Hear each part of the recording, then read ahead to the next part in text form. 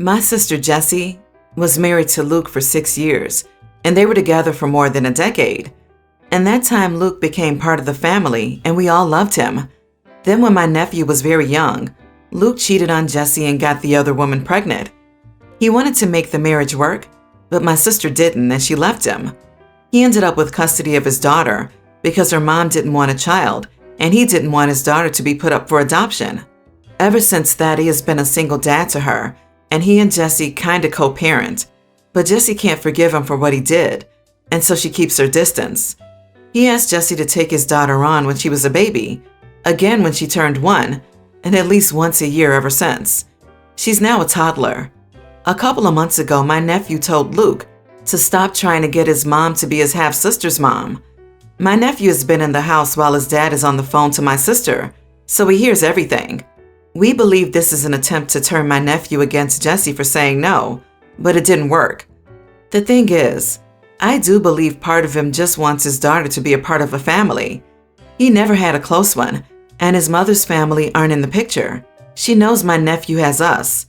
She has expressed an interest in being included before.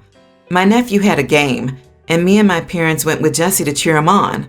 Luke was there with his daughter, and she ran over to us when she saw my nephew and wanted us to be her family too. But I don't think he has the right to that. And I think he's an idiot for asking so much after what he did. Anyway, after the incident, Luke really got more intense with trying to get his daughter included.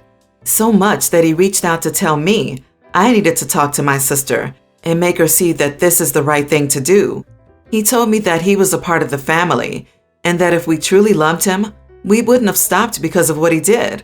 I told him he was once, but he disrespected and hurt my sister and betrayed her trust. And that meant he was no longer part of the family, and neither is his child, and we are not going to adopt her as one of us.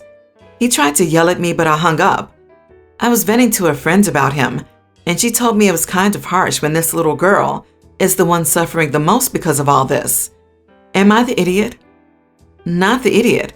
Chances are that little girl thinks of you as family, because Luke keeps whispering in her ear that she is.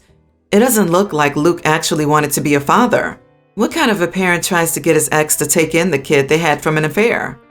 What an awesome dad. Ugh. He's selfish and manipulative, wanting everything and none of the work. He had an affair, but felt bad about his daughter, yet no one is going to take her off his hands.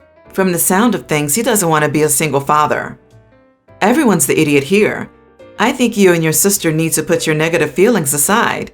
You're putting your hatred for him onto that little girl who will grow up feeling like no one wants her and that she's been forced to be estranged from her big brother. Yes, what Luke did was awful and wrong, but your sister's child is missing out on spending time with his little sister. Just because she's a reminder for Luke's wrongdoing, it's not her fault. Not the idiot. He wants someone else to parent and take care of his child. It doesn't sound like he's trying to put the effort in. The little girl deserves better, but it is his responsibility that he's trying to put on others. He decided to cheat. He decided to keep the baby, and then it was harder than he realized, so now he's trying to pawn her off. I wouldn't be shocked if he also thought that the mother would change her mind after the birth and would take over the child care. That seems to be an assumption multiple men have. I feel extremely sorry for that little girl, but not the idiot. Your brother-in-law caused this mess, nobody else, and you are standing up for your sister. Even your older nephew gets it and doesn't agree with what his dad is trying to do. It's sad for the girl, but no one except her dad and mom can be blamed for the situation they are in. I know this doesn't sound good. I, 40 male, grew up in the foster system and aged out, as did my best friend, 38 female. We were in a home together in our teens and stayed in contact. The bond I have with her is like nothing I ever had, but there is no romance here, no matter how many people in our lives have pushed it. That said, we both bought condos in the same building. She is happily married and her husband and I are good friends. He is deathly allergic to shellfish, to the point that my friend won't eat it herself because she worried she would set off a reaction, even though she loves it. Her husband travels a few times a year, and he always asks me to take her out and give her crabs or lobster, whatever she wants. Next week he's out of town, so I got us reservations at a nice seafood restaurant. I know she wants to see a musical in town, so I got tickets. And I got us a hotel room with 2 beds at a nice hotel. We will check out some museums and do a wine tasting the following day. All in all, this will probably be a $1,500 weekend. But we haven't gotten to do this since Global Issue started. If she were my blood sister, no one would care. But she isn't, and my girlfriend of 6 months is pissed. She says I just want something with her to throw this kind of money at her, but I just really like treating her. I am where I am in life because of her support and love and belief in me. She has always been my #1 cheerleader and always believes in me even when I don't believe in myself. We have also helped each other financially over the years. I do understand that getting a hotel room with a woman looks suspicious, but she, in my eyes, is a sister and the only family I have. Her husband knows and encourages it. We all interact regularly, and he gets our relationship. I haven't even been dating this woman for a year. My best friend and I have known each other for over 20 years. I don't think it is reasonable for her to expect big, expensive dates at this point. She is mad that I'm spending so much on taking another woman on an extravagant weekend and not her. Am I the idiot here? I'm a bit torn on this. Obviously, there's nothing wrong with doing this for your adoptive sister, although I'd stop calling it a date and start calling her your sister. Still, I also get it from your girlfriend's perspective that if she's wanting this kind of intensity or intimacy and seeing you lavish it on another woman who you're calling a friend, and when you're calling it a date, I'd be a little, yo, what the heck? You think 6 months is too early for this? And your girlfriend disagrees with you. Normally, I'd blame her for throwing a fit, but it sounds like you may have brought some of this on by getting way too detailed with her about your plans. Like, it doesn't sound like a great weekend, but you've got this woman, you're with her. She wants more from you, and here you are going into detail about how you're getting this great hotel and going to this killer restaurant with someone who isn't her. So it's a bit salt in the woundy. Quick tip, start calling her your sister. Future issues will be resolved automatically. Calling it a date immediately sets the wrong expectations. I mean, truly awful expectations. I've never taken a friend of mine on a date. We've gone and ate at dinners, but it's not a date.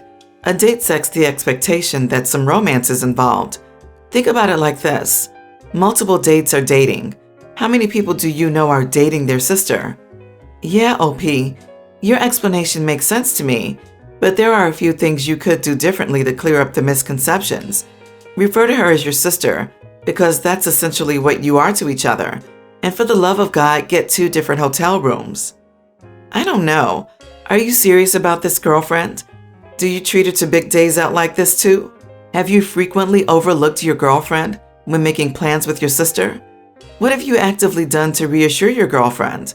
Being oblivious to her feelings and their validity makes you an idiot. Doing nothing to reassure her makes you an idiot. Your sister's husband being okay with the relationship has nothing to do with your responsibility to establish trust with your girlfriend. Allow me to introduce you to my sister-in-law, Laurel.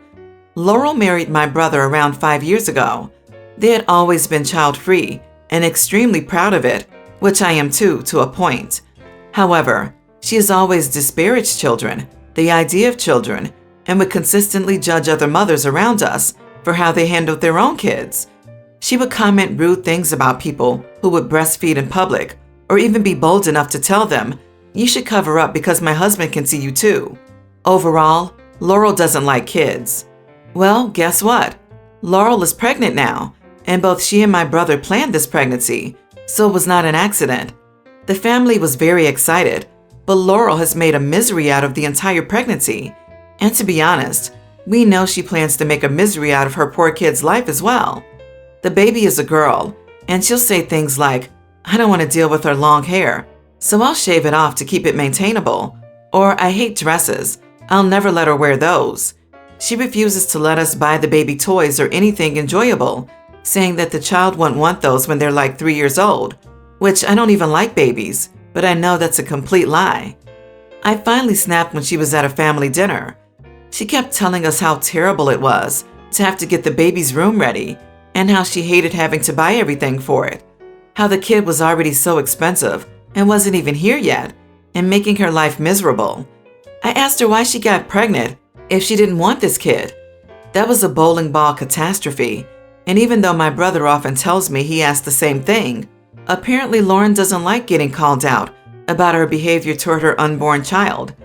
Am I the idiot for asking her if she didn't want kids? Why did she get pregnant? Edit. Something else I'd like to add is Laurel is currently 35. She isn't young, and neither is my brother. Not the idiot. For God's sake, somebody had to ask. Please plan on being the most awesome auntie ever. I have a feeling your niece will need someone in her life desperately. Not the idiot. Did she give you an answer? Sounds like her only reason to have a kid would be to trap your brother in her life or have someone else to control and make miserable. I feel bad for the poor kid already. And if I were you, I'd send a message of concern to the proper authorities, however that works where you live, if she doesn't show any signs of improving as her pregnancy progresses or after the baby is here. Not the idiot. A friend of a friend never wanted kids, but allowed his wife to talk him into it, complained all the time about how boring it was to spend time with the first one. The second one was an accident. He spent the entire pregnancy telling anyone who would listen he was trying to get her to get an abortion. Luckily, 5 years later, he is starting to come around to having kids. But that poor older girl has been in therapy and had a lot of behavioral, developmental issues. Children know from a young age if they're unwanted. Someone needs to call that woman out and protect that child. My 32 male cousin, 27 female, is a PhD student. Has been for about 4 years now, I think. And honestly, in the time since she's been at college in general, her personality has changed, but even more so with this new school. One of the ways I've seen it is on social media, Facebook, Twitter, Instagram. She literally only talks about grad school and academics and theory. There are barely any updates on her life, and when there are, it's still academic stuff. Think pictures of her and coworkers at conferences, meetings with a theory reading group, department happy hours, etc. So when she's not discussing hardcore academic text on her social media with other professors and grad students, she's sharing pictures of her at all these academic events. Honestly, all us cousins used to be very close, and now all of us really can't relate to her, as we're not exactly a family that did college and stuff together. She's not like that person at all, and just wants to hang out. But her social media tends to be on our minds when we talk to her, and it affects things, I think. Anyway, she was at home for a couple of weeks this summer, and a bunch of us cousins were hanging out, having some drinks. Every now and then one of us got a bunch of notifications. We'd check our phones. No big deal to any of us. No one was being rude or only on their phone. She got a text and looked at her phone and smiled, laughed a bit. So I said, "Get anything good?" And she said, "Yeah, a friend sent me a really funny meme. Here, I'll pull it up." And I said, "Is it going to be the stuff you're always posting and sharing that none of us will get? Because I don't want to see it if it's that pretentious crap." She said no, but then said, "Never mind," and got all quiet. I asked her what was wrong, and she says, "I didn't realize you think I'm pretentious." And I said, "Well, really it's your social media. You only ever post about stuff barely anyone understands, and you're always talking about your academic life and all these things you go to. It absolutely comes across as pretentious and weird, like you're obsessed with academics, and you think that having a couple of degrees makes you better." Most of the cousins laughed at that, while two said to cool it and to keep that for when it's just the rest of us. She just quietly finished her drink and left for the evening without saying goodbye to anyone. She won't answer my texts now. I feel bad, but I was just teasing her and letting her know that her social media makes her come off as a pretentious idiot. You are the idiot. She actually sounds pretty cool. It also sounds like you don't understand what she's studying or talking about. So instead of being a normal, caring person and asking her about it, you call her pretentious. Lots of people use social media to talk about their work. It sounds like she's doing well and has a lot going for her, and you sound a bit jealous. You are the idiot. She's doing what a lot of people do on social media, sharing her passions. Sometimes people only post their pets or their kids. Some only upload gym selfies or workout videos or their favorite recipes. Her passion just happens to be something you can't relate to. She's not required to cater her post to you. Belittling her for sharing her passions is just outright rude. Oof, I feel bad for cousin. It sounds like you were itching for an opportunity to take her down. You are the idiot. How about you work on your own insecurities instead of projecting them onto her? You're the one that implied she's better than you, not her. She's just posting about her life, which is normal on social media. Not everyone has the same life as you. Her life involves academics, so she's posting about it. Stop being so immature and apologize to her. My 35 female sister, 40, is going through a divorce. It's actually pretty straightforward, with no major nastiness or drama. However, divorce still sucks for everyone involved, and sadly it has to happen. My sister initiated, and I don't blame her. My ex-brother-in-law wasn't such a great partner, but he's not a horrible person, and he's a good dad to the kids. So basically everything, assets and kids, get split down the middle.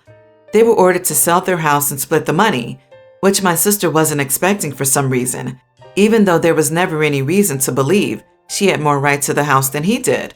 So now they live in separate apartments, nice ones, but obviously not as spacious as the house. And my sister has had to increase her hours at work. My ex-brother-in-law makes a comfortable living, but not enough to support 2 households. And anyway, because the custody is an even split, he doesn't actually owe child support. So yeah, it's meant a definite downgrade in lifestyle, though by no means is anyone here poor or struggling, just more financially tight than before. So my sister has been complaining a lot about its unfairness, and I do sympathize. Divorce is majorly stressful, and she's going through a lot right now. And I wouldn't mind if it was just venting about the stress, but she goes on about how she was wronged, done dirty by the courts. It was all just unfair. And honestly, that's just not true. It can suck, but nothing unfair happened. I finally snapped and told her so the other day. I said, did you really expect to keep up the same lifestyle post-divorce? Divorce is expensive and screws up everyone's finances. It was dumb of her to expect to continue the same lifestyle afterward. Needless to say, she's angry, and so are my parents, who said I shouldn't have kicked her while she's down. That really wasn't my intention, though I see how she might feel that way. Am I the idiot for what I said? She might have had a leg to stand on if X had sprung it on her, but she initiated the divorce, so she has no one to blame but herself. What world does she live in here? Did she have a lawyer, and she just didn't believe him when he told her what would happen with the money? Or did she think she could screw the ex over, and is now angry that he was protected, and kicking her when she's down? How is she down? She wanted the divorce, so now she's down about what exactly? OP, you did the right thing. She has no right to complain about any of it, and I would have told her so. If your parents are so appalled, they can listen to her complaining all day, but you're done. You are not the idiot. She needed a reality check, and you just happen to be the one to give it to her. Not the idiot. As somebody who just saw my brother lose most custody because he left his wife after she cheated on him and has to pay a crazy amount of child support because she currently isn't working, I wish they would have brought that level of unfairness upon him. Thank you for being a voice of reason, because truth be told, she could say that in front of the wrong person, one who actually got screwed up by the court and upset them pretty badly. How oblivious.